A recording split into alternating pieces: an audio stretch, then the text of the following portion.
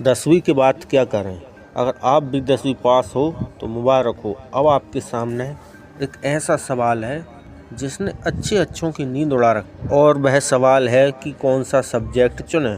एक तरफ पापा कह रहे हैं कि इंजीनियर बनो, दूसरी तरफ मम्मी कह रहे हैं कि डॉक्टर की फीस भी कम नहीं होती, इसलिए डॉक्टरी करना चाहिए। दिमाग में सब्जेक्ट का ऐसा कन्फ्यूजन है कि जैसे बर्गर या मोमोज में से एक चुनना।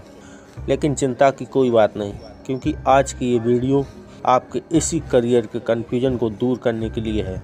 तो चलिए शुरू करते हैं गणित स्ट्रीम से। अगर आपको नंबरों में और गणित में दिलचस्पी है तो ये स्ट्रीम आप ही के लिए। यह विषय लेने के बाद आप इंजीनियरिंग की ओर जा सकते हैं, या कंप्यूटर साइंटिस्ट बन सकते हैं, डेटा साइंटिस्ट बन सकते हैं, AI एक्सपर्ट बन सकते हैं, जो कि आजकल बहुत ट्रेंड में है।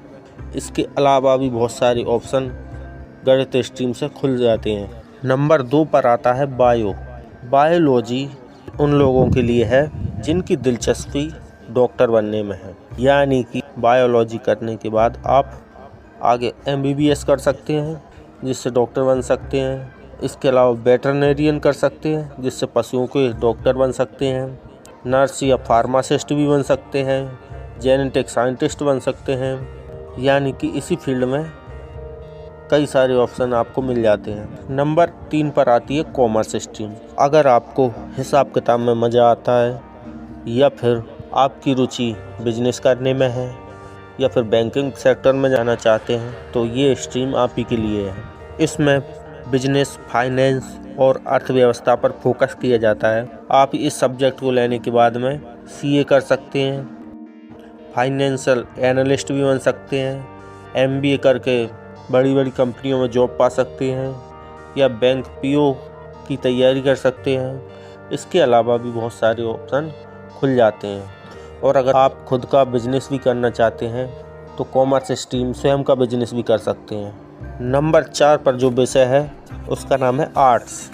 इसके अंतर्गत समाज, संस्कृति, इतिहास ये सब चीज़ें आती हैं, और इसमें अर्थशास्त्र भी होता है। इसके अलावा अपन ऑप्शनल सब्जेक्ट भी ले सकते हैं। इसके बाद आप IAS IPS की तैयारी कर सकते हैं, या फिर वकील की तैयारी कर सकते हैं, न्यायाधीश की तैयारी कर सकते हैं, या फिर पत्रकार बन सकते हैं, साइकोलॉजिस्ट बन सकते हैं, डिज़ाइनर भी बन सकते हैं। ये तो रही सब्जेक्ट की बात। वैसे तो बहुत सारे सब्जेक्ट होते हैं, लेकिन मुख्य रूप से यही चारों सब्जेक्ट चूज़ किए जाते हैं। अब बात करते हैं कि आपको इनमें से क्या लेना चाहिए। इसके लिए 3 बातें याद रखो। पहली, कि अपनी रुचि को पहचानो।